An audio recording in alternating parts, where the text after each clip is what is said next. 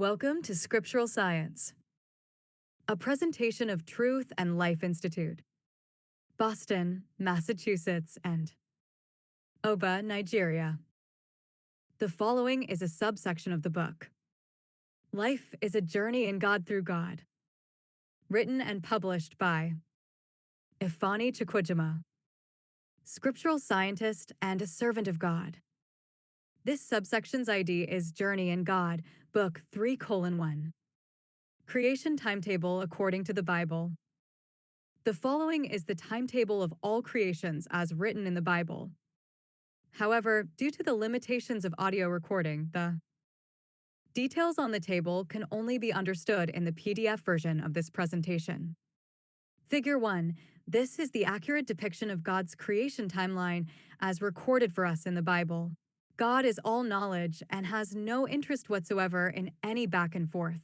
You either believe God and become blessed, or believe the misconception of your own mind and your fantasies and become swept away by the tides of darkness. Although on day 4 of creation God replaced his direct radiant energies on the earth with the radiant energies of the sun, God's radiant energies, in real time, continues till this day to sustain the energies of all the stars throughout the universe. Psalm 33 verse 6, By the word of the Lord the heavens were made, their starry host by the breath of his mouth. See also Ephesians 4 verse 6, One God and Father of all, who is over all and through all and in all. See the illustration below. Figure 2, God's radiant energies powering everything on the earth and in the universe in real time. However, due to the limitations of audio recording, the details on the diagram can only be understood in the PDF version of this presentation. Figure 3. This is an illustration of the passing of God's free spirit through everything in creation as stated in Ephesians 4 verse 6, One God and Father of all, who is over all and through all and in all. However, due to the limitations of audio recording, the details on the diagram can only be understood in the PDF version of this presentation. The knowledge of darkness is as deep and intoxicating as the knowledge of God is high and uplifting. The Bible is science of the uttermost precision, the only exact science in existence. Adam and Eve knew no evil when they were first created. And because they did not know evil, they did not realize that what they know is the good. They were oblivious of the distinction between good and evil. That is why the Bible declared that God kept them from the knowledge of good and evil, Genesis 2 verses 16 to 17. Since good exists, evil exists also. Life is a very broad spectrum with endless possibilities, which constitute knowledge. Looking at our illustration in the diagram below, we can see how Eve was easily deceived into believing that all knowledge leads to wisdom, as she was lied to by the beguiling serpent, who was none other than Satan himself. However, it did not take Eve long to discover that she made a grave error of judgment, but by then, it was already too late since she could not undo what she had done. That was a day she never wished to relive and never did. Here is what the Bible reveals about each day of creation. Pre-creation, Genesis 1 verse 2. God took a little water in his mighty hand, from the river of the water of life, as clear as crystal, which flows from the throne of God and of the Lamb. Revelation 22 verse 1, Isaiah 40 verse 12, Genesis 1 verse 2. The hyperactive volcanic mass, Job 38 verse 14, that was the earth, was totally submersed inside the water of creation in the hollow of God's mighty hand, Isaiah 40 verse 12. And was generating thick, dense vapor that covered the face of the water in total darkness, Genesis 1 verse 2, and Job 38 verse 9. Figure 4. The tiny water in the hand pictured on the left illustrates the very small size of the waters of creation, as that water appears in God's mighty hand, who has measured the waters in the hollow of his hand, Isaiah 40 verse 12, meaning that the water of creation in the hollow of God's mighty hand is immeasurable in human terms. That is why that water in God's mighty hand completely swallows up our current universe in its entirety and everything inside it, including our Earth. This further demonstrates that God is everything the Bible says that God is, and that all of mankind and their entire world put together do not truly show up on the scale of existence. Isaiah 40, verses 15 to 18. Day 1 of creation, Genesis 1, verses 3 to 5. God shined on the earth from day 1 to day 3 through his Son Jesus Christ, John 1, verses 1 to 5. God's direct radiance, which illuminated the earth from day 1 to day 3 of creation, was precision targeted on the earth for God's creation accounting purposes, because God's full radiance would have instantly flush out even the deepest darkness from the entire earth at the instant of light's appearance on day 1 of creation, as would be the case on the last day. Revelation 22, verse 5. Figure 5. The meridian on the earth that is perpendicular to the surface of the earth, at light's first appearance on the earth on day 1 of creation, experienced high noon at the instant of light's appearance on the earth, with 6 hours of morning to one side of the perpendicular meridian and 6 hours of evening on the other side of that perpendicular meridian. However, due to the limitations of audio recording, the details on the diagram can only be understood in the PDF version of this presentation. Figure 6. God configured the light that shone on the earth on day 1 of creation to illuminate only half the earth and leave the other half in darkness. God's full luminance leaves no darkness anywhere as illustrated in this diagram, 1 John 1, verse 5. However, due to the limitations of audio recording, the details on the diagram can only be understood in the PDF version of this presentation. The precision-targeted direct God's radiance of day 1 of creation lit up only one half of the sphere that is the earth and left the other half in darkness, causing God to announce proudly that the point of light's first impingement of the earth, which is perpendicular to the focus of the light on impact, reflects high noon, with 6 hours of morning to one side and 6 hours of evening to the other. The earth started to rotate so that every portion of the earth would experience high noon within a 24-hour period. The first point of high noon on the earth at the light's appearance then experienced evening time, followed by morning time, and then back to high noon to complete the first day. The earth's gases started to form through ionization by the true light. The Bible says that God is a consuming fire. Hebrews 12, verse 29, for our God is a consuming fire. Therefore, no celestial body has the ionizing power that equals God's. God is infinite energy plus the sum of all the energies that exist everywhere in the universe, known and unknown, visible and invisible. The dawn of light on the earth marked the beginning of time in the universe, since the earth was created before time, and the universe was created on day 4 of creation. Day 2 of creation, Genesis 1, verses 6 to 8. God created a void inside the water which totally encapsulated the earth and the waters immediately surrounding the formless earth. Genesis 1, verse 6. Figure 7. Dense water vapor rises from the cooling by seawater of some volcanic lava, just as in the event described in Genesis 1, verses 9 to 10. The whole earth was one huge churning volcano, the burning remains of Lucifer, Ezekiel 28, verses 12 to 18, which was forced by God into the water of creation in the hollow of God's hand, Ezekiel 28. Termination the radiant energies of a star inside a deluge of water in God's mighty hand is sure of violent death in the heart of the sea for a once shining star that was Lucifer. If the burned out remains of Lucifer was reconfigured by God into the colossal earth that is our planet, imagine how huge Lucifer was when he was an angel of light. Ezekiel 28, verses 12 to 15. Since the ash recovered from the incineration of anything is always significantly smaller than what was incinerated, it is no wonder, then, that our sun, a radiant star of God, is many times larger than our earth, which was stripped of its radiant energies and reconditioned as home for the beloved children of God on the earth. Figure 8. Bubbles can be seen in this underwater photo escaping to the water surface, with plumes of volcanic ash and vapor. What is depicted in this photo is very minimal as compared to the vapor and bubbles that rose from the cooling of the volcanic earth inside the water of creation in the hollow of God's mighty hand. The bubbles are trapped gases that formed in the volcanic eruption, which escaped into space to form the Earth's atmosphere as God expanded space on day 2 of creation. Listen to the Bible describe how easily God cupped the water of creation. By the word of the Lord the heavens were made, and all their host by the breath of his mouth. 7 Hegathard the waters of the sea as in a bottle. He put the deeps in storehouses. Psalm 33 verses 6 to 7 RSV.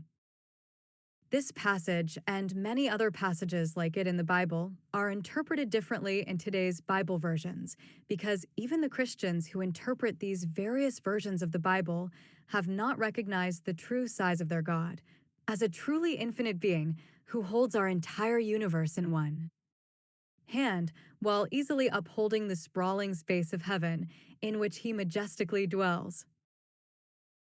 The entire water of creation, which completely covered over our universe as an immeasurable sea, was a tiny scoop of water in God's mighty hand, taken by God from the crystal clear river of water of life, which proceeds from the throne of God and of the Lamb, Revelation 22 verse 1, and he showed me a pure river of water of life, clear as crystal, proceeding out of the throne of God and of the Lamb, Revelation 22 verse 1. See also Ezekiel 28 verses 2 to 3, because thine heart is lifted up, and thou hast said, I am a God, I sit in the seat of God, in the midst of the seas. Yet thou art a man, and not God, though thou set thine heart as the heart of God. God truly set his throne in the midst of the seas, in heaven a sea, whose crystal clear waters support the tree of life, whose leaves would heal the nations of the world of all sorrows and heartaches when Jesus Christ takes control of the entire earth. Revelation 22 verse 2. God had created the kingdom of the earth and the universe as a tiny model of the sprawling, majestic heaven. Thy kingdom come on earth as it is in heaven. Matthew 6 verse 10.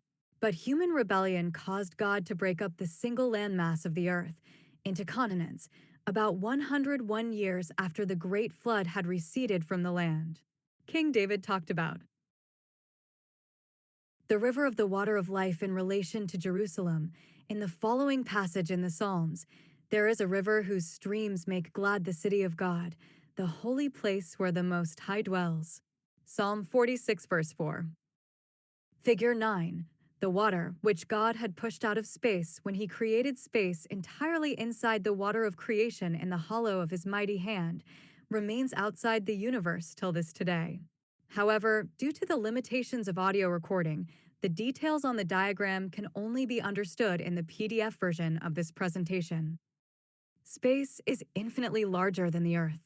But to give us an idea of how vast the water which God pushed out to the outer limits of space is in comparison to the water that currently cover more than 2/3 of the surface of our Earth, we will assume a mere ratio of 1 to 1,000, meaning that the Earth is only 1,000 times smaller than space in diameter, even though that is a joke.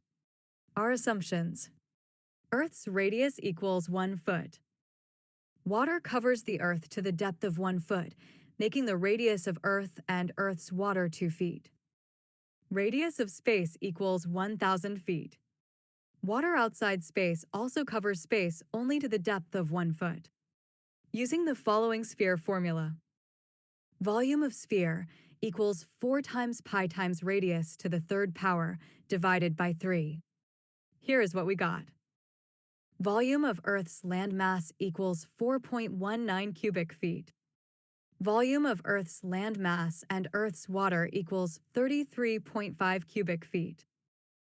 Volume of water surrounding the Earth is therefore equals 29.32 cubic feet. Volume of Earth's landmass, water surrounding Earth and space equals 4,188,790,205 cubic feet. Volume of Earth's landmass and Earth's water/space and its surrounding water equals 420, 13, 69, 146. Volume of water surrounding space to the depth of 1 foot equals 12,578,941 cubic feet.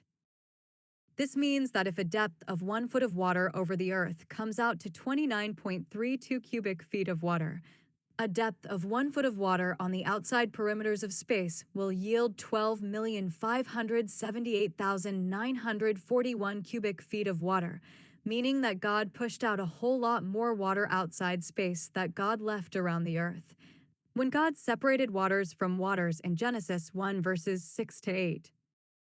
At our ration of 1 to 1,000, the water on top of space is 429,000 times larger than all of Earth's seas put together. Just so that you know, the Earth is 109 times smaller than our Sun.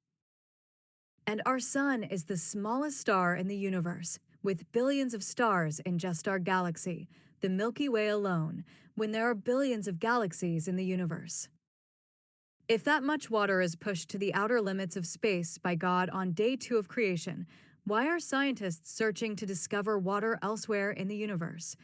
As if such a discovery runs counter to the truth which God had carefully posited in Genesis 1 for mankind? God himself said that there is far greater amount of water outside the universe than around the earth. Genesis 1 verses 6 to 8. How does our ignorance and inability to comprehend God's narrative reflect badly on God? It does not. It only reflects badly on us. We are the ones who lacked the knowledge to understand what God clearly stated in the Bible. Should we now blame God for our inability to contemplate the immeasurable size of God and all the works of God, which God was under no mandate to explain to us, but nevertheless did out of love for us? Must we celebrate our ignorance and persecute God at the same time for being infinitely wise and infinitely able? No wonder he calls our wisdom foolishness. The entire second day of creation was filled with loud noises and creepy sounds, eerie sounds, loud explosions and zipping sounds, etc.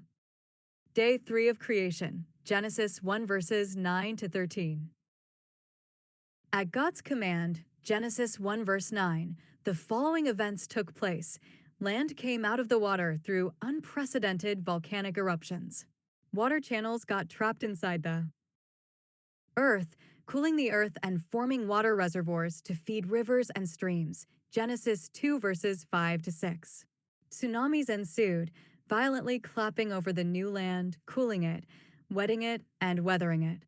As land formed, water was pushed to one side to form one huge sea. When God destroyed the earth in the days of Noah, he let out some of the water trapped in the earth mantle to come upon the earth's surface and create great flooding and devastated the earth. In Noah's flood, the earth's crust severally ruptured to let trapped water out to the surface of the earth, causing the land to break up into huge segments. These segments later moved away from one another to form the various continents and ripples that formed mountain ranges.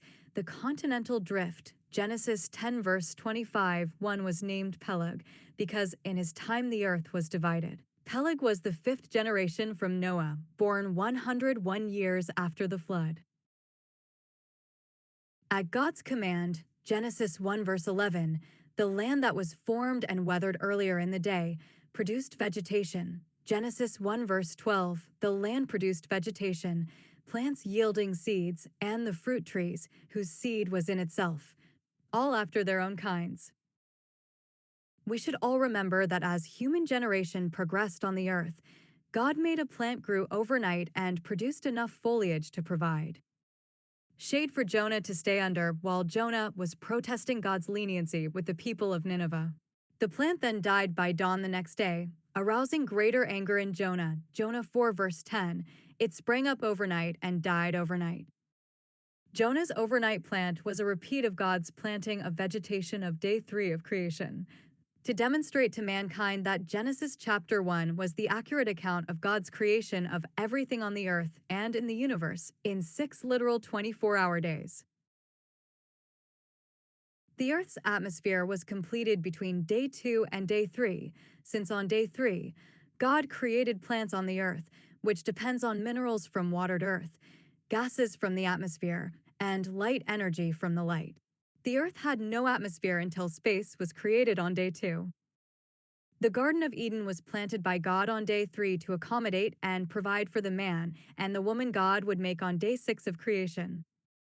In Genesis 2 verses 8 to 14, God planted all vegetation on day 3. The formation of the earth, its seas, its atmosphere, and everything the earth contains was completed by the end of day 3 and sealed off by the Spirit of God in preparation for God's calling out of the celestial bodies on day 4 from there. Entombment in the water of creation in the hollow of God's hand, Isaiah 40 verse 26, Psalms 33 verse 6. Bring out on day 4 the celestial bodies from their watery entombment to their current positions in space was the birth of the universe. Figure 10. This is a very recent island formation in the middle of the Pacific Ocean, the Tsonga Islands. Figure 11. This new Tsonga Island that you see in the photo came out from the water within less than 48 hours. Figure 12. Within days of its formation, people were walking on it, and the face of it is already weathered, as seen in the photos. Figure 13. You can see erosion marks all over the landmass, water runoff marks all over the landscape. Figure 14. Here is a lake trapped inside the new landmass. You may notice that the water in the lake is a different color from the seas around the new landmass because of chemicals in the volcanic earth that came up from the sea bedrock to form the island. Figure 15. Here is an aerial photo of the new island. You can also see on the right in the photo another island that formed exactly in the same way. The still smoking volcanic island is very small in comparison to the seas surrounding it. Yet, its fast formation and weathering is a testament that in one 24-hour third day of creation, God made the whole earth's landmass come out from the water in the hollow of his hand and become the majestic dwelling that we live in today. Figure 16. Here is Tsonga Island that is already inhabited. It too came out from the seas and become what we are looking at in this photo. 100% of the earth came out of the sea in the same exact manner. Genesis 1 verses 9 to 10. Figure 17. This is the record of God's creation of land out of the seas of creation, and later divided the land into the continents and islands we have today. The end of day 3 of creation in Genesis chapter 1 represents the end of the first age of the earth as shown in the following table. First age of the earth lasted from day 1 of creation to day 3 of creation. Everything remained as God had created them. God's direct radiant energies graced the earth during the 3 days of creation. Through God's foreknowledge of the entire human existence on the earth, God made accommodations for the sun to take over from God's direct radiant energies on day 4 of creation. Second age of the earth lasted from day 4 of creation to the original sin-perfect weather conditions. God created the universe and replaced his direct light on the earth with the sun, the moon, and the stars. Weather conditions on the earth were perfect and allowed mankind to live comfortably in the open field. Third age of the earth lasted from the original sin to the great flood of Noah's sinful nature begins. Human disobedience of God unleashed activated evil upon the whole world, and all natural genetics were altered to incorporate sinful nature. Rot, decay, and death set in. Human beings evolved from perfect creatures of God to sinful creatures whom God retooled to be saved through faith and faithfulness to God's commands. Plants and animals independently evolved also to withstand the harsh conditions human sins brought to the earth. Conditions on the earth got progressively harder because there were no rains, and the heat of the sun became increasingly scorching. Fourth age of the earth lasted from the great flood of Noah to the present time. Sinful nature continues, and God's mercy continues to increase to keep sin from wiping out all mankind. God sent first ever rainfall on the earth. That rainfall caused the flood that destroyed the old earth and replenished it with fresh, fertile soil from the flood. Modern mankind starts anew through Noah. God created the rainbow at the heels of the rain and flooding. Mankind began to communicate in different languages. Mankind was dispersed across the whole earth, and the earth was divided into continents. Figure 18. The earth has gone through 4 very distinct ages as noted in this table. Day 4 of creation, Genesis 1 verses 14 to 19. God's command for lights in the expanse of heaven, Genesis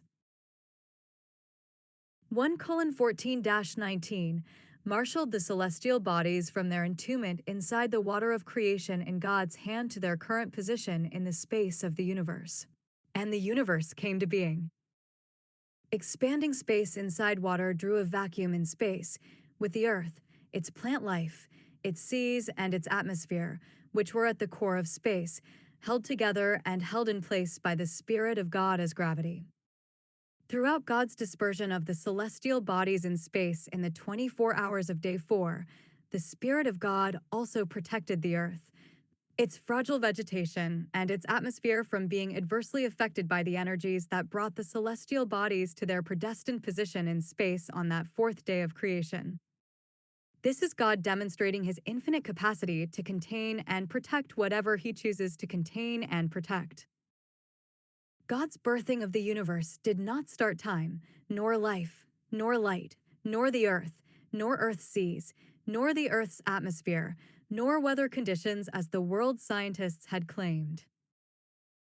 Life, which continues to this day to come to everyone and every living thing from God in real time, John 6 verse 33, fire, water, time, space, the earth and its seas, Earth's vegetations and Earth's atmosphere, were all in existence before the universe came into existence on day 4 of creation.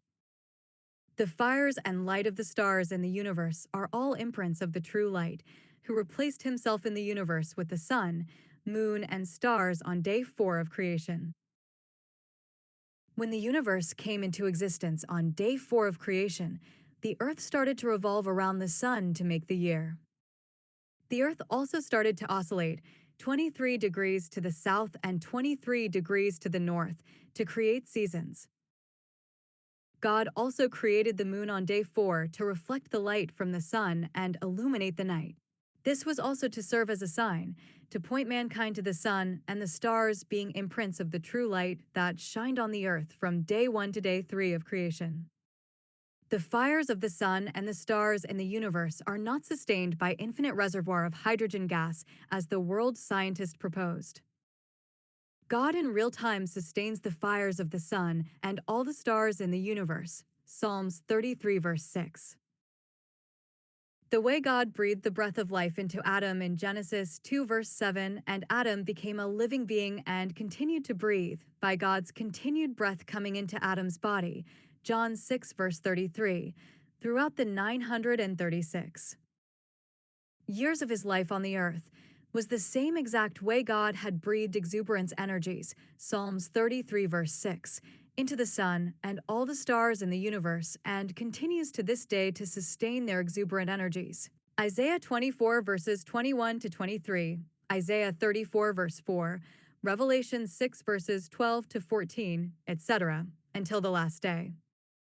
Isaiah 24:21-23 KJV, and it shall come to pass in that day, that the Lord shall punish the host of the high ones that are on high, and the kings of the earth upon the earth. 22, and they shall be gathered together, as prisoners are gathered in the pit, and shall be shut up in the prison, and after many days shall they be visited. 23, then the moon shall be confounded, and the sun ashamed, when the Lord of hosts shall reign in Mount Zion, and in Jerusalem, and before his ancients gloriously. Isaiah 34:4 RSC, all the host of heaven shall rot away, and the skies roll up like a scroll. All their hosts shall fall, as leaves fall from the vine, like leaves falling from the fig tree. Revelation 6:12-14 RSC. When he opened the sixth seal, I looked, and behold, there was a great earthquake. And the sun became black as sackcloth, the full moon became like blood. 13, and the stars of the sky fell to the earth, as the fig tree sheds its winter fruit when shaken by a gale. 14, the sky vanished like a scroll that is rolled up, and every mountain and island was removed from its place. The world scientists can tell us all the entertaining conjectures they want.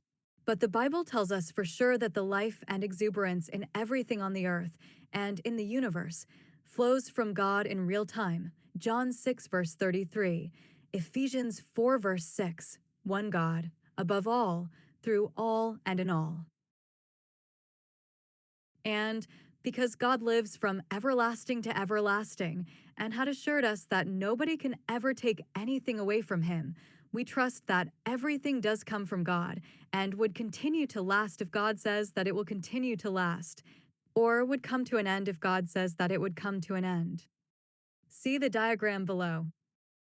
Figure 19. After God transitioned the sustenance of the earth and of everything on the earth to the sun and the stars, which he created on day 4 of the universe, God continued to fuel and uphold them all by directly sustaining the sun and the stars that sustain the earth and everything in the world. God declared in the book of Revelation, as well as through prophet Isaiah, prophet Daniel, prophet Zechariah, and so on, that the sun, the moon, the stars, and all the celestial bodies in the billions of galaxies in the universe will pass away, rolled back like a scroll. And because God guarantees that, we know that it would happen exactly as God proclaimed in the Bible. Nobody is more trustworthy in these matters than God. As we are speaking, the future of every human person is an open book before God. God has seen the entire human history from beginning to the end. God already knows all the choices we would make in every circumstance of our lives. He knows all the mistakes we will make in life, and which ones we will remorsefully correct, and which ones would spell our doom.